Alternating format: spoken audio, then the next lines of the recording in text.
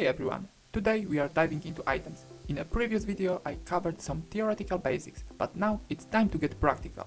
I will walk you through my decision making process throughout the game while improving my item management. Hopefully this will be helpful for both of us. Let's jump right in.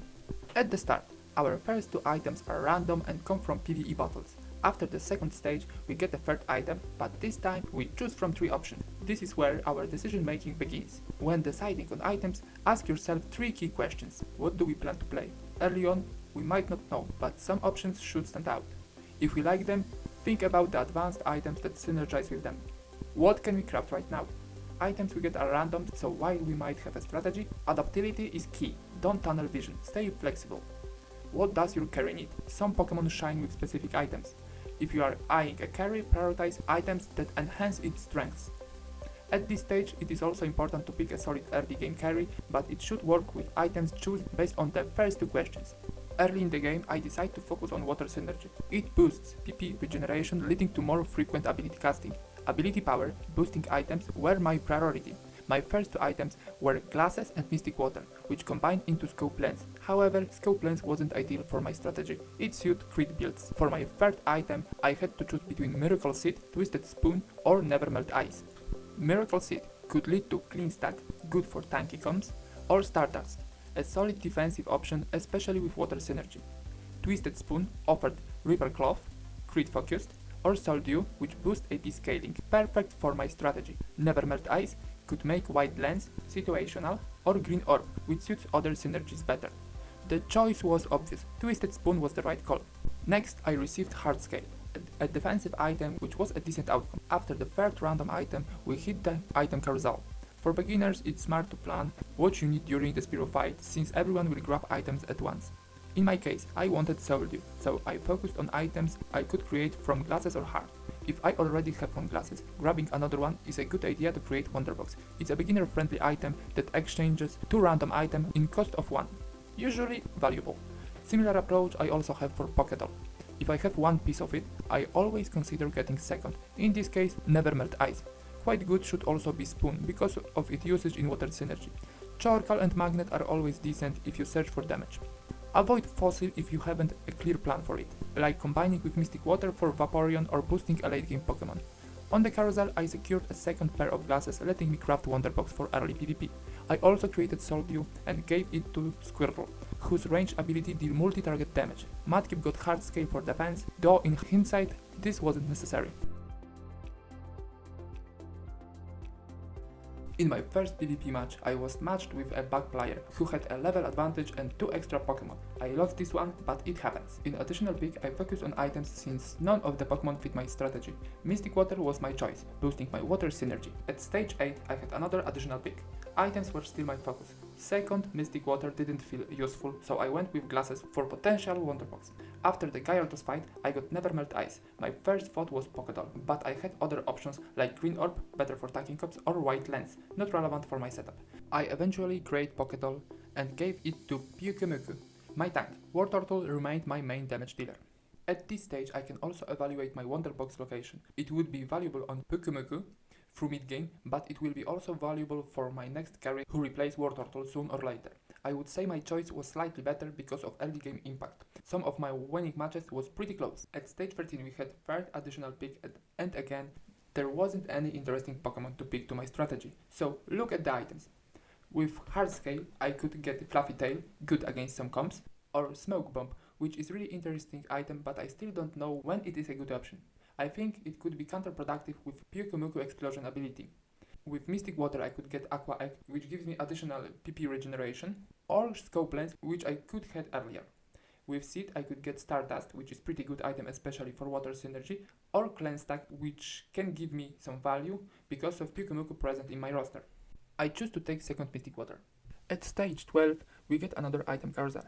Again, we have to evaluate our options and set our priority. This time I was fifth to go for items, so I had moment to think about my options. What would be best for me here? Third Mystic Water is obvious no for me. Second Glasses to get another Wonderbox is tempting. It would increase value of Pokemuku, maybe increase his offensive potential, this is my priority then. But it's only one pair, so what other item could be valuable? Magnet not necessarily gives me options right now I would like to have.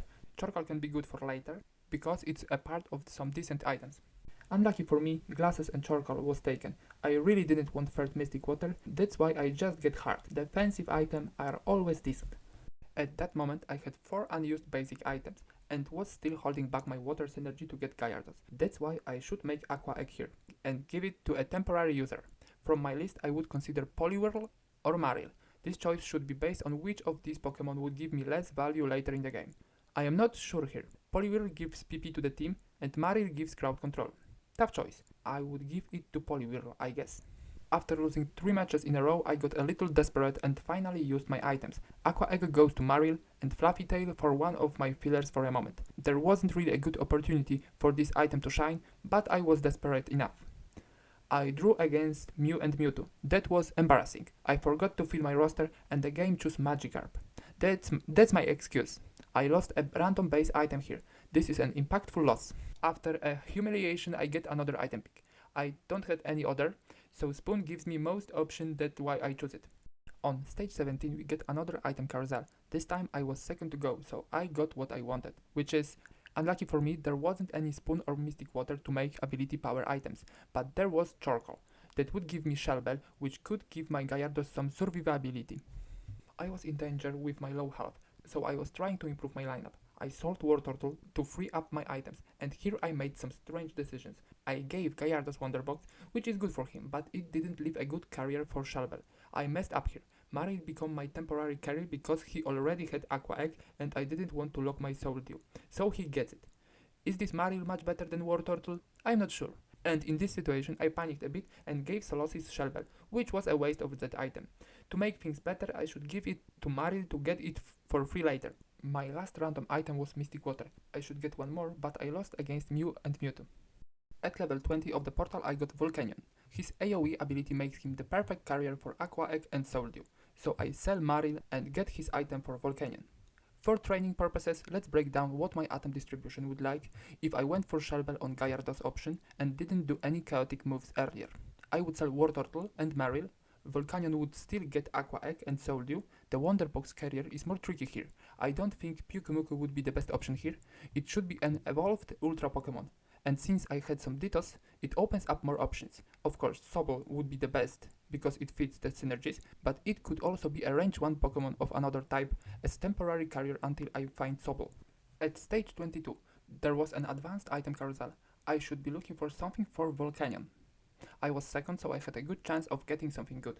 Options was pretty bad. 4 stones I wasn't interested in, Aqua Egg I already had, only upgrade increased the offensive potential, so I took it and gave it to my main carry. After defeating the legendary birds on stage 24, I have a choice of advanced items. Of the defensive options I prefer the Rocky Helmet because the shield is easier to bypass than the defensive stats. That's why I choose it. A small digression to Ice Stone. It could be a really nice option if I had the chance to activate the Ice 2 synergy. It gives the whole team a special defense boost, which is pretty nice in the late game, especially when opponents are playing something based on ability power like water. Rocky Helmet went to Pyukumuku to keep him on the field longer. At stage 27 there was another carousel. I choose first. I choose Soul Dew because it could give me the strongest power spike. The second option here for me would be Clan Stack to make my roster more tanky. That was all my item decision during the game. I ended up in 3rd place. Not bad. I made some mistakes, but I hope this video will be helpful for you.